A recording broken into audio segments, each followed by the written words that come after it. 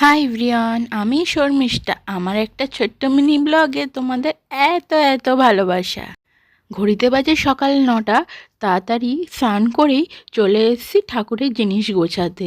আজকে হলো আমাদের এখানে বাবা ঠাকুরতলা বলে বহু প্রাচীন একটি মন্দির আছে, তো সেইখানে পুজো দিতেই যাব আমরা।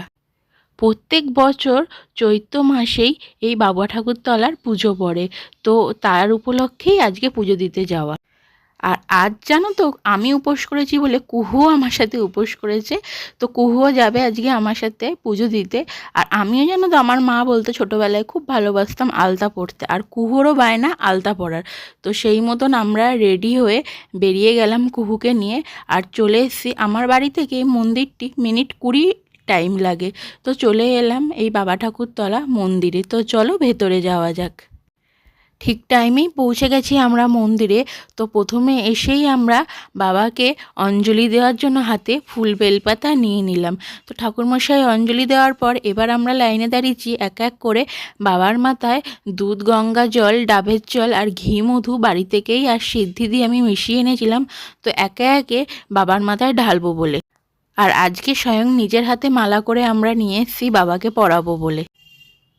আর এই যে বড় শিবের পাশে 3টে ছোট ছোট শিবলিঙ্গ দেখছো না, এইগুলো কিন্তু বহু পুরনো, অনেক বছরের পুরনো এই শিবলিঙ্গ আমাদের এখানকার ঐতিহ্য বহন করে রয়েছে।